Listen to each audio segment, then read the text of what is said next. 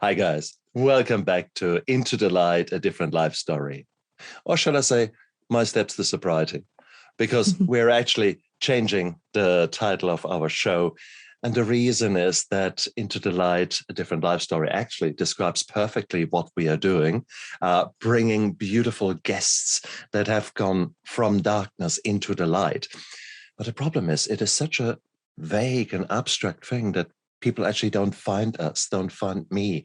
And I've got so many guests whose message is so important. So therefore, we've decided to actually go back to the original title of our show, My Steps to Sobriety, because sobriety is really a side issue that people are trying to numb themselves and escape their reality. They do so because of the trauma, because of the things that have happened to them, all these kind of things. So my show will not change whatsoever, but the title is changing. So My Steps to Sobriety will be our old and new title. So welcome to the new evolution of my show, so to speak. But we are still bringing on fantastic guests. And today is another day for a beautiful interview. I've got Fernstrom with me. She is a, 1-2% Swedish shield maiden. But that Viking origin is enough to actually have really changed her into a conqueror and a true conqueror of bliss. That's exactly the name of her show. And it is, her story is a story of transformation and a story of not giving up. And therefore, I thought I need to bring Kara onto my show because that is what we're all about. It is wherever you are in your journey, it might be in a really, really dark place where you have no hope and you think it's all worthless and there will never be any help. You're wrong. And I'm so pleased to say that because I was in that spot. You will get out of it. And there are ways forward. And guests like Kara are so important to actually show you that. So Kara, I'm absolutely honored to have you on my show. Welcome. Thank you for having me. I'm very excited to be here. You are the conqueror of bliss. You are a woman. You're a woman. You're actually a lifelong learner. You are a woman who does not take things for granted. And you have made it a call to say the past does not equal the future. And that 100%. Is exactly, that's brilliant. But let's start at the beginning. When you were about 6, did you go to your mummy and say, "Mummy, I figured it out. I'm going to be a conqueress of bliss. That's what I'm going to do"? No. When I was about 6, I wanted to be an interpreter, and I can speak 0 languages fluently outside of English. So I have not succeeded at all in that. Tell me more. How did your story continue there? What did actually become out of young Kara? Well, that's a really interesting question. So it didn't work out it's a silly story. But my grade 8 French teacher told me that I should major in French because I was really good at it. And I was always a contrarian to my core. So of course I dropped French the next semester. And so that's what happened is my contrarian, ruined my plans, which was not the only time nor the first time, but it's okay because it led me to a really interesting path where I ended up actually graduating late because I got addicted to drugs and then got clean and kind of have had this wild, weird adventure of a life that I never could have expected. So that's kind of cool. And I love it how you have reframed something that must have been a horror trip for your parents into something really positive. I guess that's already one of the biggest skills that you can have to actually be able to take the negative emotions out of something and look at it for what it was and still love yourself despite, or maybe even because of what you have done. And that's powerful. Hell, that's a lot of insight for a younger woman, may I say? It took me another 20 years to probably figure that out. So you're a clever girl. So how did it all come about?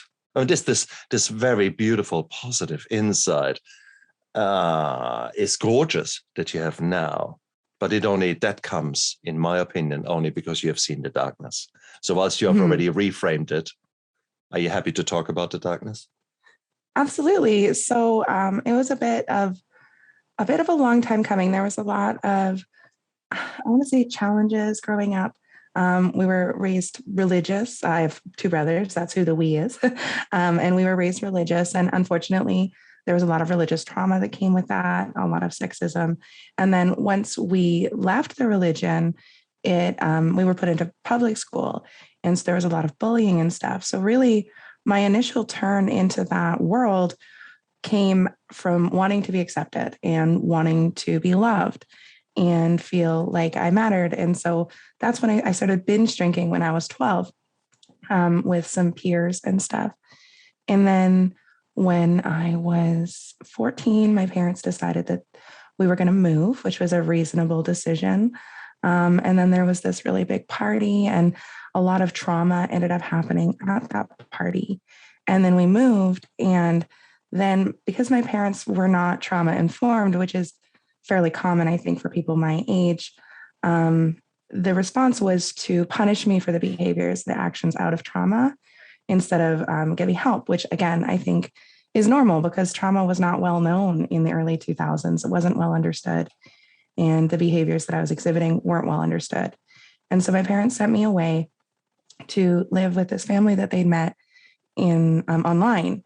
And I lived with them for a few months, and it caused a lot more trauma, as is often the case with these kinds of things. And I know I'm laughing, but that's because I get uncomfortable, and then I laugh.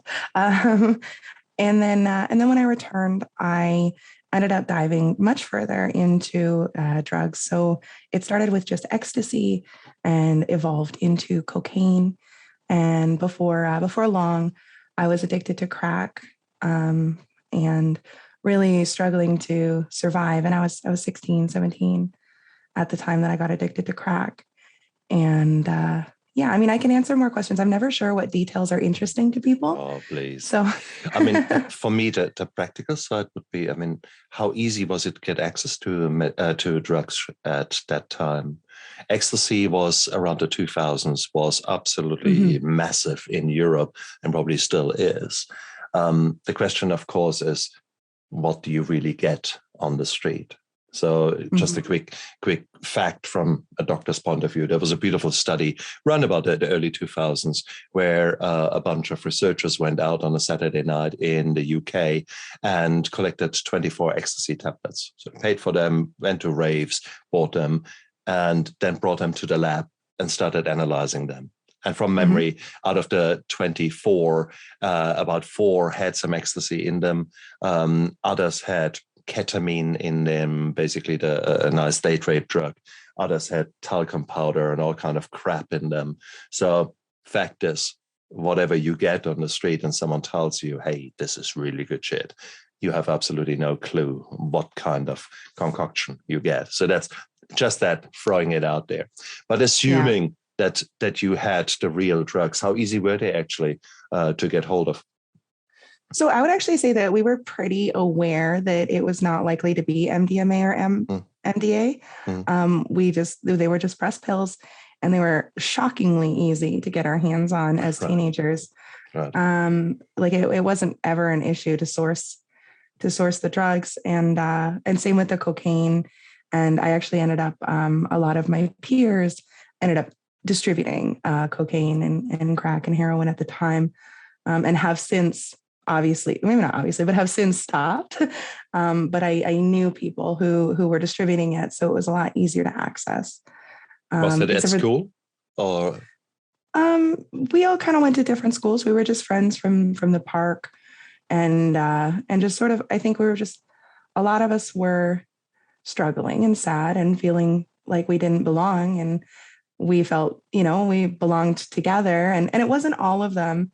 But when the opportunity to make a lot of money as teenagers came along, it was a really easy question for them. And so none of them would sell me crack, which is good on them. They would sell me cocaine though. And so, yeah, like, it all just kind of fell into like before any of us knew what was going on, because we were so young. It was just an entire lifestyle. Were you able to hold it together at school, or did you very quickly just drop out?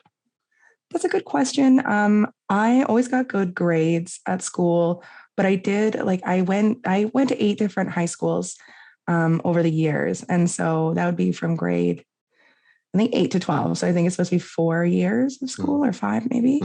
And so, yeah, I went to 8 different high schools between whatever age I was supposed to start high school. And then I finally graduated when I was 19 and a half, almost 20, in a second, like an adult education program. And was that the 8 different high schools? Was that because you were expelled due to your behavior, or was it because you moved around for various circumstances? So the first high school I went to, we moved away. So I was in high school at 14 when we moved.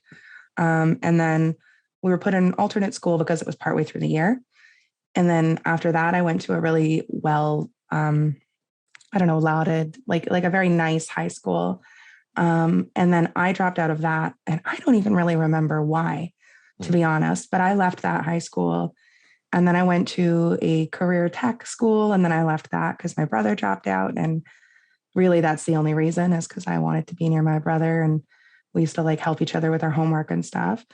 And then I went to another high school, and then eventually, I went back to the alternate school, and eventually I just kind of stopped going and went to rehab.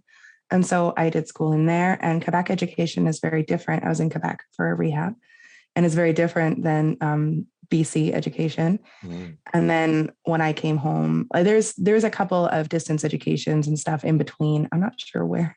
and then I finally came home clean and finished my high school at an adult education center. But I graduated with honors, so not too bad. No, but it shows. It shows. I'm not surprised that you can't remember. If you were to ask me, hey, look, what did you do when you were, 40?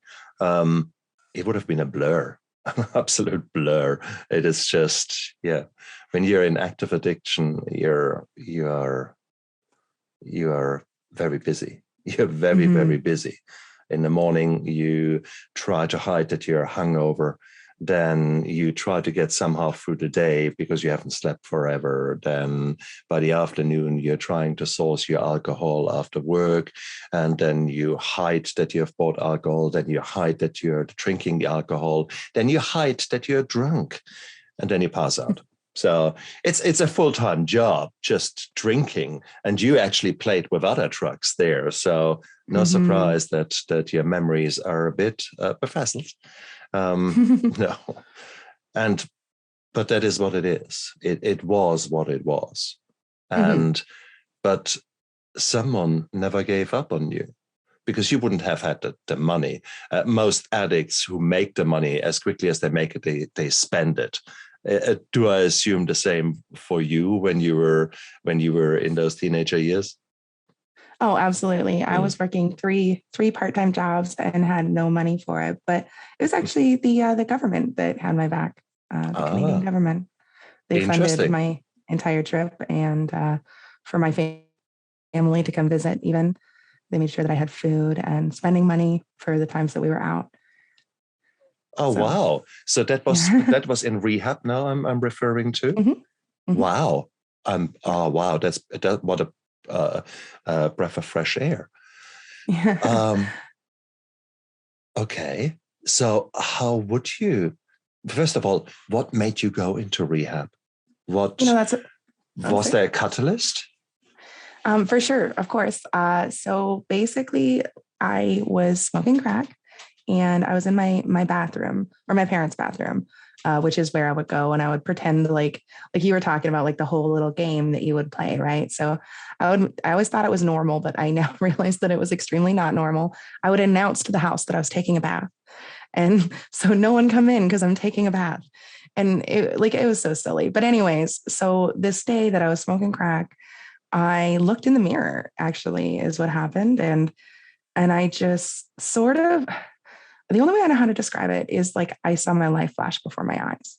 But it was really like my potential. I saw, I could kind of hear all of these people talking my whole life about how I had all this potential and I'm going to do great things. And you have so much energy, Kara, and you're so smart, Kara. And, all of this stuff that people would always say to me, because I'm very blessed with support, like have been my whole life. I'm a very loved person and grateful for it. And so I'm looking in the mirror and I can just kind of hear all of this and I can see myself and I feel so broken and so hopeless and so alone, even though I knew that all I had to do was step out and it would all come back. And so I went to the drug and alcohol counselor that was kind of attached to the school that I was going to and said, I need help and I need to go somewhere and I need to go somewhere far away. Because what would happen is that every time I tried to do rehab or detox, I would call my mom and I'd manipulate her into letting me come home and just dive right back into it. So I knew I needed to go somewhere that my mom couldn't come pick me up. So I have this conversation with this beautiful woman, Marnie. She was so fantastic. And she's like, okay. And she just helped me get the process started. And it was months and months of paperwork. I mean, of course, if the government's paying for something, it always is. Months and months of paperwork while I'm still actively addicted to crack to finally get to go. And I mean, I smoked crack right up until basically I got on the plane. Exactly. No, that's normal. Okay, that's normal for many addicts. And indeed, one of the very first thing in my rehab was that they welcomed me and everything, and let us take your luggage for you. And I thought, no, I can carry it. No, we take the luggage for you. And what they did then, two nurses went through and meticulously searched it for any kind of contraband, any kind of alcohol, any kind of drugs, etc. And that was my first introduction to never trust an addict. And it is, well, fair enough. How many times have I lied? It is what it is. No, amazing. But I loved it that you had this moment of clarity, because many of us don't. And many of us need to be dragged in kicking and screaming. The problem is then you really depend upon someone who truly loves you to actually do that deed. And sometimes that just doesn't happen. So I was lucky. You were lucky because you've had that insight. How did your parents respond? You were saying that you were brought up in a very religious household. What was their understanding and their belief systems around addiction? Well, at the time, so my parents, it's a bit of a weird story. My parents have also had a bit of weird lives. So neither of them were particularly religious before I was born. They had, sort of grow up for personal use kind of thing, like very hippies. And then they entered the Christian church when I was 3 months old and more or less left when I was 14, like not fully, but more or less. As I started to crash, it was kind of our whole family unit that was kind of crumbling. And at the time, mostly it was punishment. Mostly it was anger and frustration. And I was a bad kid. My mom has since changed her tune. My dad still insists that I deserved what I got because I was such a bad kid and that kind of thing, which is fine. He's entitled to his own opinion and I love him and he loves me and in the best way he knows how. But their belief system didn't really leave room for humanity, didn't really leave room for complex brain issues or, I remember when I was 17, I had actually tried to commit suicide. And I remember they were hurt and they were confused and they just, the education just wasn't there. The doctors at the time, when I was fully addicted to cocaine and maybe crack by that point, told them I had bipolar. And they just believed it without question. Now, I've seen many doctors since then, and I definitely do not have bipolar disorder type 1 or 2. But they were just, they were desperate for answers, but didn't trust me to tell them how I was experiencing things. And so it was just really messy. It was really messy. Crikey. But it describes the impotence of parents, the frustration, the lack of knowledge, the lack of skills, all that. And I love it how you describe that the addiction affected the whole family, because it's a family disease. And many people don't realize that. It's often the family members that are left out there. You were lucky to tap into this beautiful system of rehabilitation where people helped you. Did your parents ever get rehabilitation, so to speak? Did they see counselors? Did they attend Al-Anon or anything like that? To my knowledge, no, nothing drug specific. I know my parents split up when I was 18. And I know that my dad sought therapy and that did wonders for him in processing his feelings around the separation and things like that. But as far as actual education around addiction and all of that stuff, I don't think so. But like, since, in today's world, there's a lot more information available. And of course, with the work that I do, my parents do listen to my show and Excellent. Therefore listen to experts, talk to me about these things. And so they do have some education now, but as far as like formal education or through 12-step, no. And it's a shame. It is the same happened to my wife. When I was in rehab, I exploded in my understanding and in my skills. And I worked really, really hard in getting myself sorted. So after 4 weeks, I came home and I expected rose petals on the ground and I expected fanfares because I had done all this work. Well, number one, they had no idea that I did all this work. Number two is they had lived continuously their own life as it was before. And there was quite a disconnect initially where I realized actually, wow, none of them had really had the chance to grow as much as I did. And therefore I was actually moving away from them. And that was quite a bizarre thing. So there was so many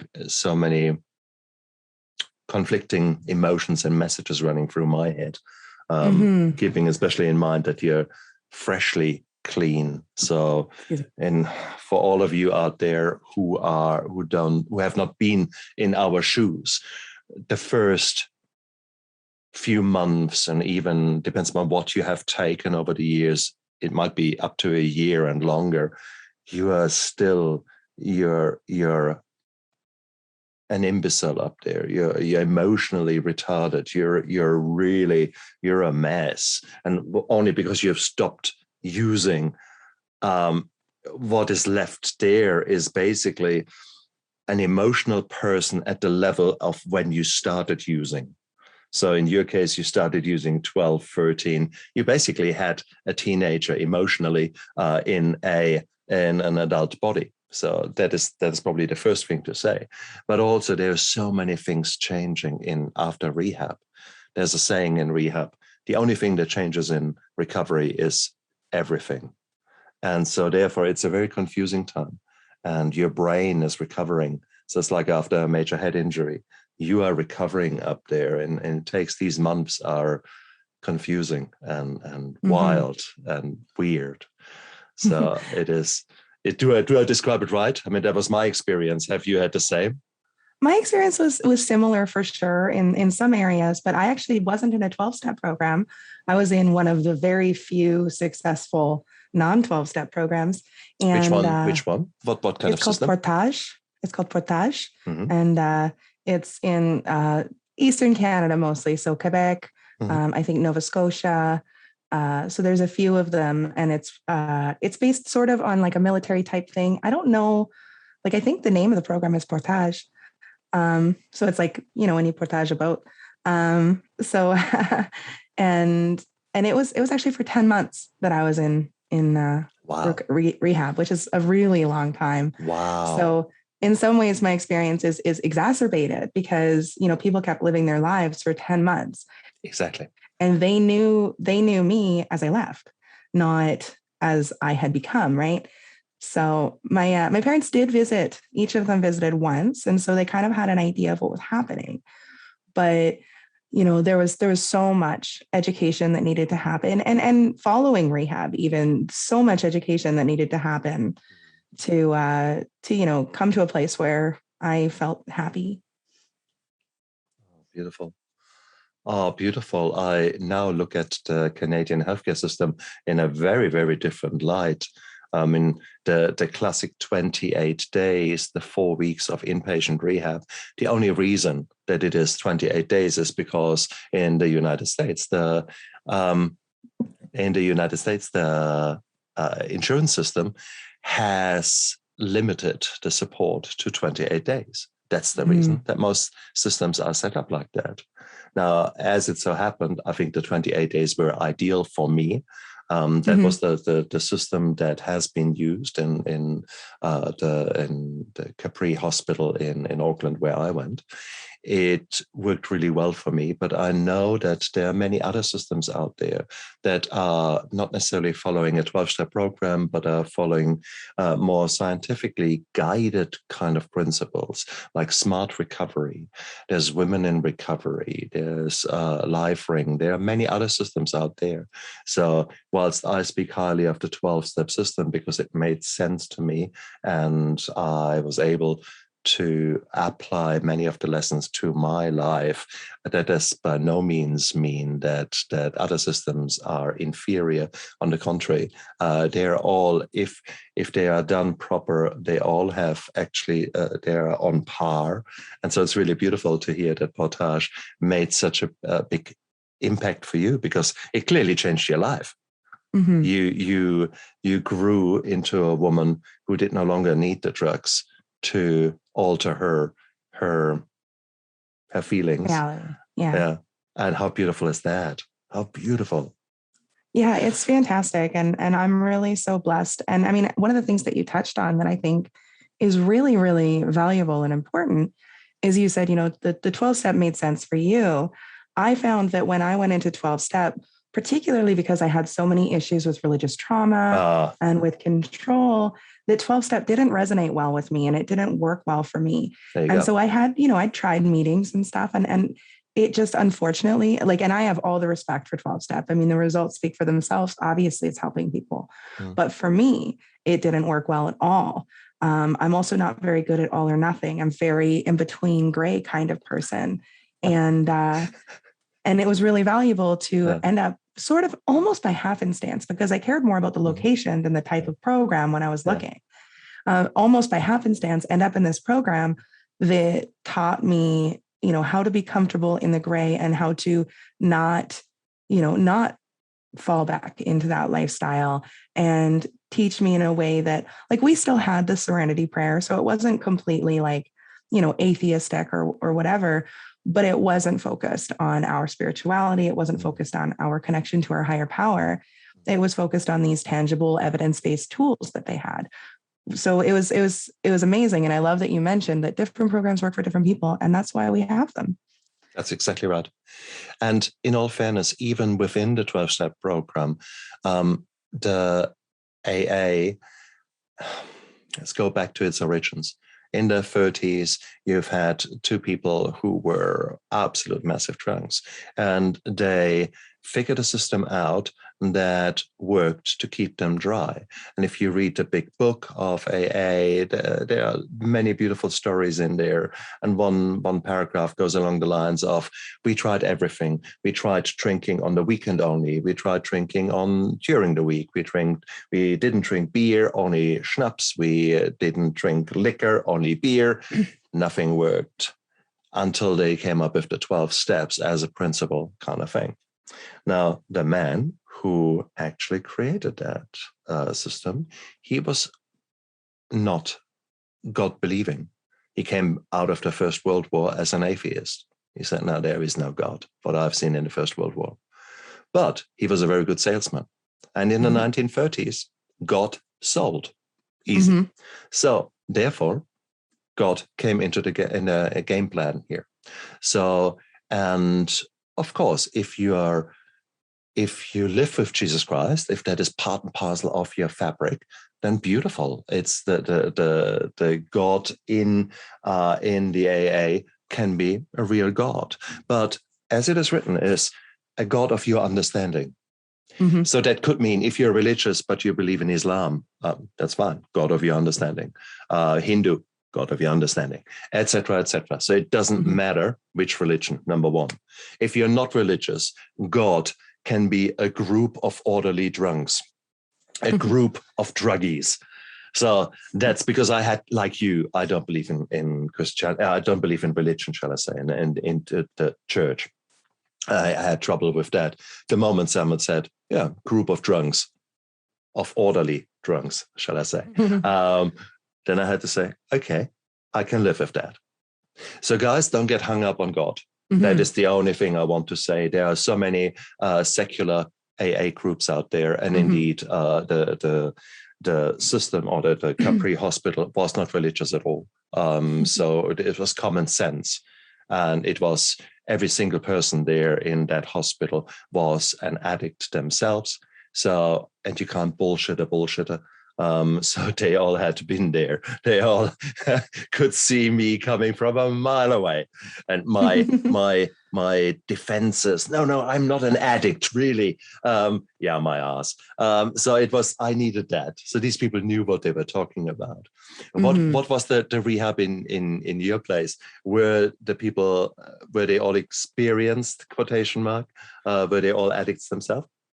You know, I actually don't know for sure. I know that at least some of the staff were addicts at some point, but I don't know.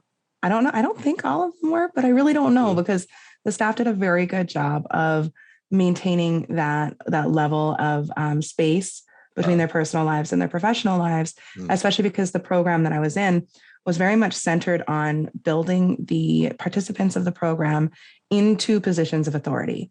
So by the end of your program, you would be kind of the boss. It was called chief of the whole community for a week or two. Wow. So because of that, the staff were there sort of as a support to the, positions of authority that the participants of or the clients or whatever you would call it of the rehab were in.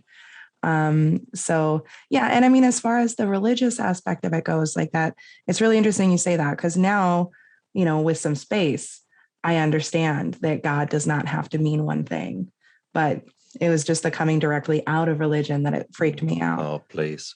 And your contrarian attitude. No surprise. No surprise that you didn't take to that. But as we said, guys, don't get hung up about one thing. Yes, but I understand your beliefs. I understand where you guys are coming from.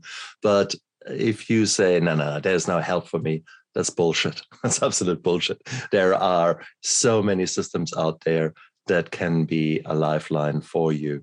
So please believe us. It worked. You've got an expert here on my show in various systems that didn't work for her. Yeah, that's okay. That's okay. And that's just the same. That's the same as as when you're dating. Will you find the very first girl or man or human being you're dating? Will that be your perfect partner? No, probably not. Oh, what should be different with rehabilitation programs? So come on. So don't give up.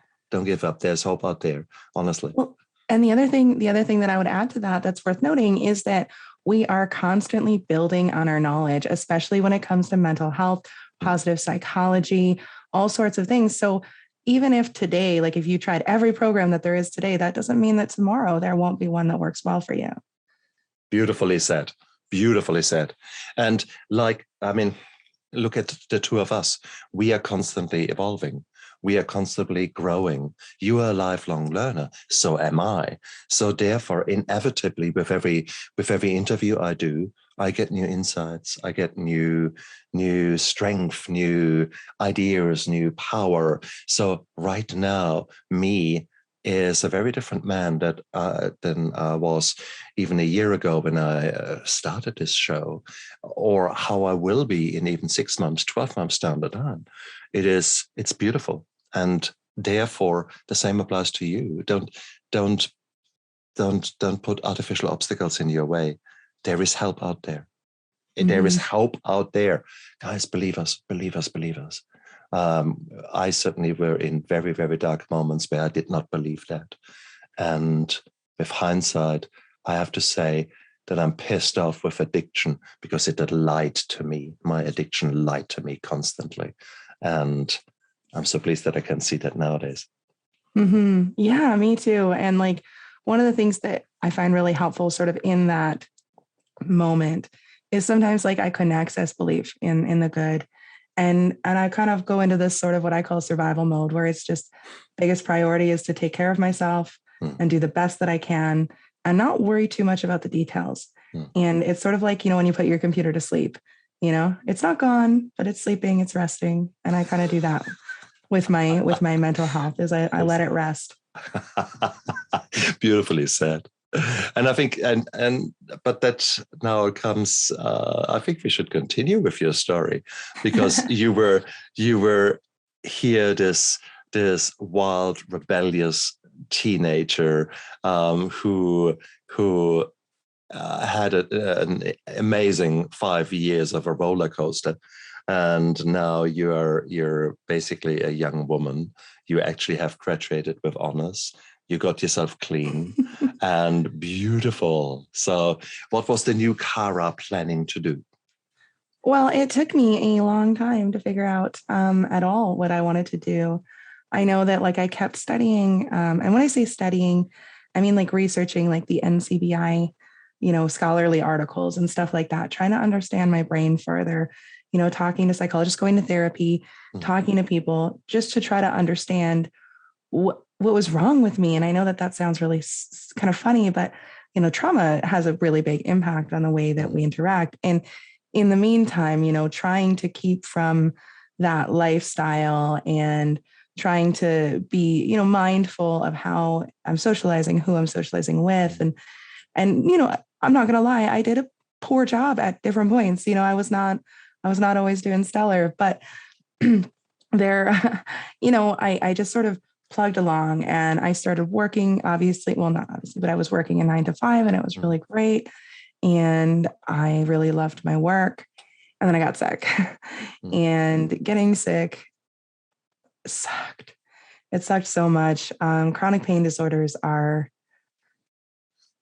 it's a lot. It's a lot. And so they at first put me on a lot of different medications. They had originally diagnosed me with rheumatoid arthritis, actually, before they realized fibromyalgia. And so they put me on that one that Trump was recommending for COVID and a bunch of other ones. I can't remember any of their names. Hydroxychloroquine, that's what it's called. And a bunch of other ones. And I had to take methotrexate. I had to inject myself. And anyways, my point is that I gained a bunch of weight and I gained a bunch of sadness. I was hella sad and really, really struggled for a long time. And I kept trying to work and kept crashing. But on the bright side, me continuing to try to work and crashing my body actually led to the diagnosis of sarcoidosis, because I worked my body so hard that I was coughing blood. And so they did a chest x-ray and that led to a bronchoscopy, and is actually the better of the two diagnoses because it was that or lymphoma. So sarcoidosis is, I think, better because it's only like kind of potentially maybe lethal, but probably not. So okay. I stopped you there because the many viewers will think, what are you talking about? So breaking it down in simple words, fibromyalgia is a weird disease where the nerves and the muscles have just a field day. In other words, there is chronic inflammation in the muscles, and literally it's a whole body pain. Every muscle hurts, and you will find out that you have got muscles that you never knew you had, and that's where the pain is. And unfortunately, it's a diagnosis that doesn't just cover muscles. It's an inflammatory disease, and it basically covers therefore so many other symptoms in your head, from fogginess to mood disorders to changes in sleep patterns. It's basically awful, and you can actually, if you ever wanted to find out how it feels like, then I ask you to not sleep for 3 nights. Keep awake for 72 hours. Every single muscle hurts you. Everything will hurt you. Everything, you're foggy as hell. You don't know if you're a boy or girl. You are in an absolute trance. And welcome to fibromyalgia. So that's probably the best way you can do it. And the main thing is, what happens in fibromyalgia? You've got pain, which disturbs the sleep. That disturbs the mood. Now you develop depression. Depression has as one of the key symptoms, poor sleep, which causes pain. You get the idea. You've got a beautiful cycle of chaos happening. So chronic inflammation, not good for you. And then, just to be really super, and a high achiever, as Kara is, she gets another inflammatory disease, which is called sarcoidosis. And that's, again, an inflammatory disease where lymph nodes are basically sort of just growing. And they can grow everywhere, that lymph tissue, and therefore it can affect every single organ in the body. So you've got two multi-system diseases that can affect the heart, the liver, the pancreas, all these kind of weird things. The brain, exactly. Everything that can be sort of in you.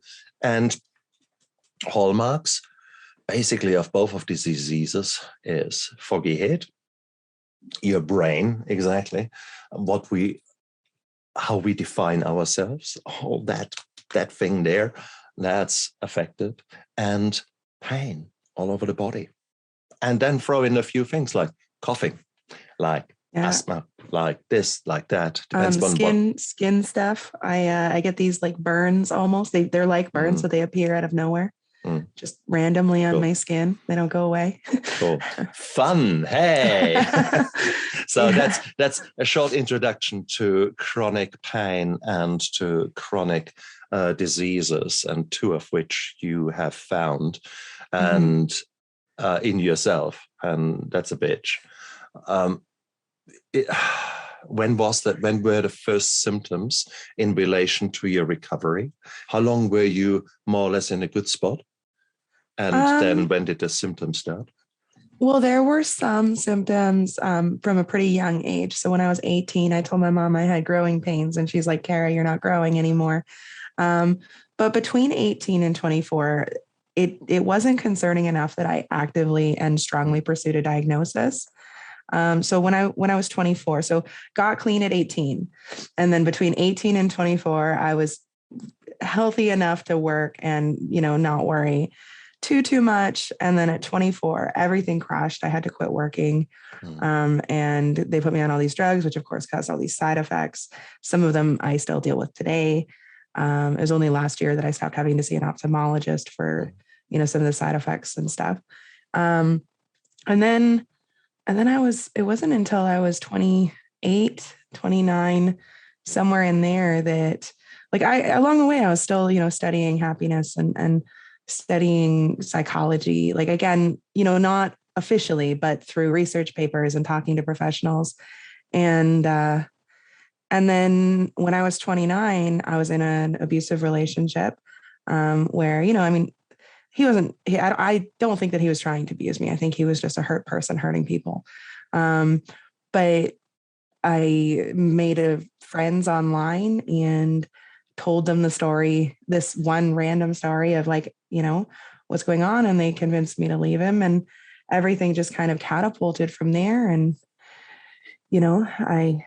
I feel like I'm probably missing a lot of details. Sorry, I didn't mean to start crying, by the way. That was bizarre. That doesn't usually happen. But look, that is normal. It is, you're just talking about your life, and you're so kind, and you're honoring me by opening up about those hard times. whilst you're now the conquest of bliss and of joy, it comes because you have seen the dark times and you're now reliving them. And I'm so grateful that you can do that, because it shows how much you have gone through, and it shows the transformation to who you have become now. And that is the transformation that might be waiting out there for any of the listeners and viewers right now. They might become like you. They might become a new version of themselves, despite of what they have gone through, or despite of where they find themselves right now. And that is so powerful. And for that, I want to send you a huge hug there. And it's a careful hug, because if you hug someone in the car, ow, ow, ow, ow, ow, ow, everything bloody hurts. So true. My poor partner has, like poke me teasingly, and I'm like, ow. And he's like, what's wrong? I'm like, fibromyalgia. Oh, that's right. Exactly. But yeah, so I sort of came, it's amazing how it always starts with one step, and then things can start to cascade into goodness, right? And of course, you never know what first step it's going to be. So you have to take out 1,000 first steps. But for me, that first step was leaving this relationship and taking back my power. Uh-huh. And then I was stuck with no home on an island that I knew almost no one, and had to figure it out from there, which, I mean, that's pretty dramatic because my mom let me stay at her house and I didn't know my mom. But I kind of left everything I knew and just started, reading more self-help books and reading more of these papers and, really trying to understand not only the brain, but my own brain. So now I'm doing mindfulness meditation regularly and really diving into the idea that just because I'm in physical pain doesn't mean I need to constantly be in emotional pain too. Is if I'm going to be sick, I'd rather at least be happy and sick instead of miserable and sick. And that so goes against the grain. But it comes from the point of darkness. You have been in the darkness. Many other people, they have been in gray areas. And then the pain comes. And then now they are in the darkness and in pain. And they can't see the way out.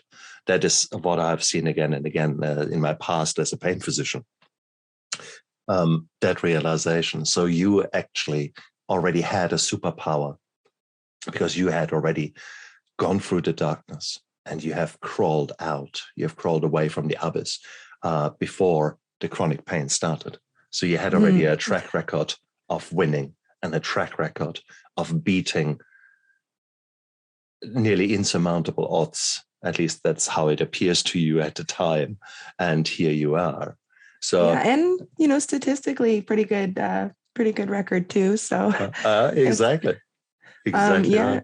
It's incredible, really. And I mean, I count myself to be very blessed, right? Like at the end of the day, one thing that I like to remember, my family was always very academically elite, if that makes sense to you. And one of the things that I realized is I'm very, very lucky that I have the brain that I do, that I have the creativity that I do, and that I have the capacity to start to sort of understand these puzzle pieces and put them together. And that sort of, I don't want to say gratitude, but that appreciation has gone a really, really long way. Just appreciating, not only do I live in Canada where, a lot of these things are much more possible than a lot of other places in the world, but I also, the gifts that I've been given far outweigh the challenges. Wow. No, that's humbling. That's humbling, that realization. And I'm so happy for you that you came to that point. It's a point that many of my guests here on this show echo. Because if I ask any of them, if you were to be able to go back in a time machine, what would you change? And more often than not, the answer is nothing. Yeah. Because the person I've become, I would have never become that person that knew me had I not gone through those hard times. And it's virtually a universal answer that my guests have. So therefore, and it's okay, fair call. This is maybe a select group of people who have gone through trauma, have transformed, and now at a point that they want to give back and that they want to share, and that they are able to talk about their insights.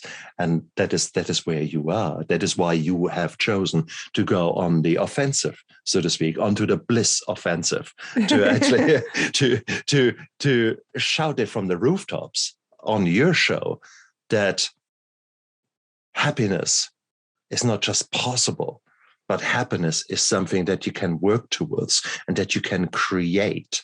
And it takes steps. And I loved your saying, I've done 1,000 first steps. That's brilliant. That's so true, because you never know what steps will actually lead to momentum and carry you forward. So it's so true. So true. Hey, you did it. And therefore, guys, listen here. If Kara can do it, if I can do it, come on, you can. There's no doubt about that. So it is just take that first little step. Oh, so tell us about your show, because right now, so you have gone through 2 periods of darkness in your life, and you say, nah. The Viking shield maiden, the conquerors of bliss, is not giving up. On the contrary, I'm only just getting started.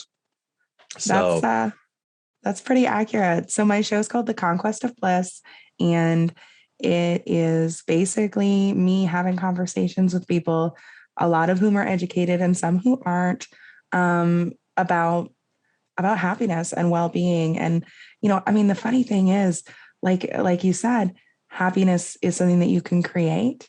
Reality really is something that you can create. You can shape your reality in ways that would blow your mind. But it's not just that simple. It's also about shame and understanding that, shame is a complicated thing that can get in the way of our enjoyment of life, and sort of just breaking apart the many facets of well-being. And I've done it for a year and a half now, and I still have a long way to go to even scratch the surface. And so it's really cool because, like I said, I talk to, sometimes it's like neuroscientists, psychologists, or people who are like real smart.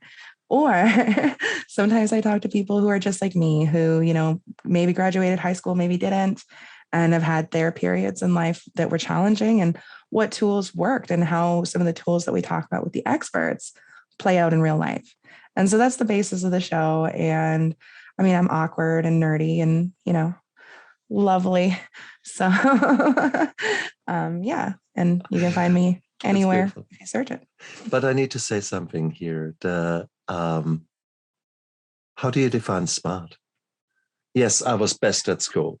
Okay. Because I started mediocre.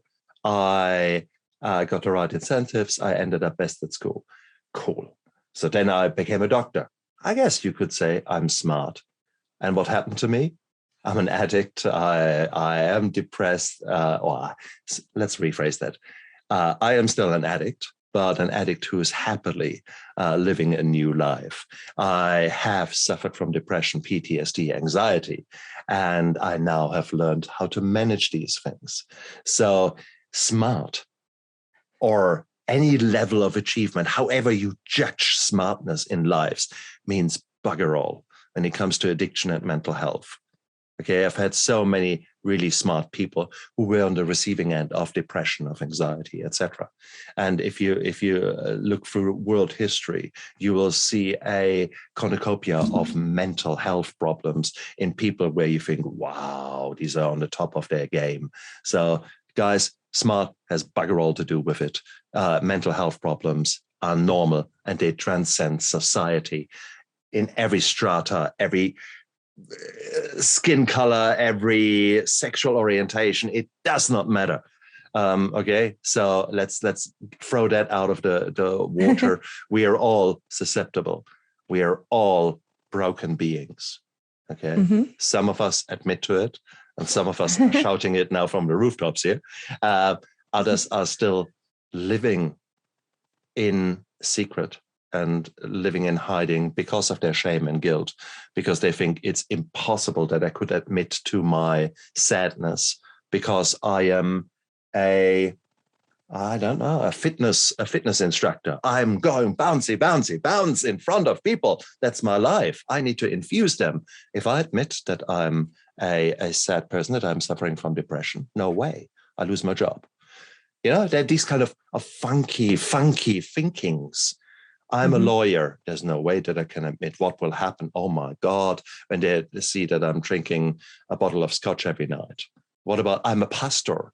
And it doesn't matter what you are. It affects all of us. Chronic pain can affect all of us. Stop thinking that you're somehow special. And because you're somehow special, therefore you can't seek help. That's the biggest lie that chronic diseases, that mental health problems, and that addictions tell us, that there is, no, you can't possibly get better. Bullshit. So yeah, I completely echo those sentiments. Intelligence is massively various thing. Like you have academic intelligence is for some reason what we value the most in our society, out loud at least. Social intelligence is probably what we actually value most in our society, but we do it real quiet. And then there's dozens of other kinds of intelligence, physical intelligence, and all sorts of other things. So yeah, and I couldn't agree more. There is no one on this planet that's above mental health problems. And there's no one on this planet that's not smart in some way. So true. And therefore, if we go from that premise, what exactly stops you? Sorry, I don't hear you out there. I don't hear you. There is nothing. There's nothing. Seek help. Please, please, please. Dream of who you want to become. And then figure out who do you need to talk to get rid of the hurdles that maybe you have put in your way or that are in your way. And what could be the first step, the first one of the many thousand first steps that are possible. You just need to choose one and do it and take it, isn't it? How cool is that? One thing that always works for me, just real quick, one thing that always works for me is using little life hacks. So if I'm having a hard time being kind to myself, I go, well, how would I want someone to treat my best friend's best friend? Or, if I'm having issues with pride and I don't want to get help because it's issues with pride, well, I think, you know what? I kind of look at the pride as there's I have too much pride to be seen as someone who's prideful. So I may as well get help because then I won't be seen as someone who's prideful. And I just kind of use these little loops to trick myself into doing what I know is right for myself. Which is perfect. That's exactly how you deal with your own psychology, with your own psyche, because we are all quirky and we all have got weird kind of thoughts up there and weird belief systems. They are part of you. And it's a circus up there, and you can either be the ringmaster or the bearded lady. Now, I've been the bearded lady for a long time. It's not pretty, okay? So I rather go for the ringmaster nowadays, and that means that I have to keep the monkeys up there nicely separated, because otherwise they come out to play, and it's not pretty. I tell you that. Same. Cool. Now, Cara, if people want to learn more about you, if they want to learn more about your show, how can they do that? Where can they find you? You can find me at theconquestofbliss.com. That's theconquestofbliss.com. It's shared with my art site. So you have to click a little button that says podcast. You can also find me on all my socials at The Conquest of Bliss, or Twitter is at The Conquest of B1 because I'm not good at Twitter. I'm probably most active on Facebook and Instagram, as well as my website. And my website actually has little perks like having little articles that I've written or audios that I've done. I just did an audio of affirmations for when you first wake up, that kind of stuff. So probably the website is, and obviously anywhere like Spotify, or anywhere podcasts are found. The Conquest of Bliss. And guys, have a look down there in the description of the podcast and of this video. You find all the links down there. It's very easy to click. And whilst you're practicing the clicking, before you click on hers, there's a little subscribe button down there. And I strongly encourage you, press the subscribe button, because I have got so many fantastic guests coming onto my show. And if you subscribe, then you will see who is coming. And I'm on a beautiful journey of learning myself, of discovering, and every new guest I bring onto my show, I learn new things about me and about the world, and I get a big buzz out of it. I get an hour of therapy here out of it after all. And it's beautiful. And yes, there will be some tears like today. Yes, there will be some hard truths spoken on my show.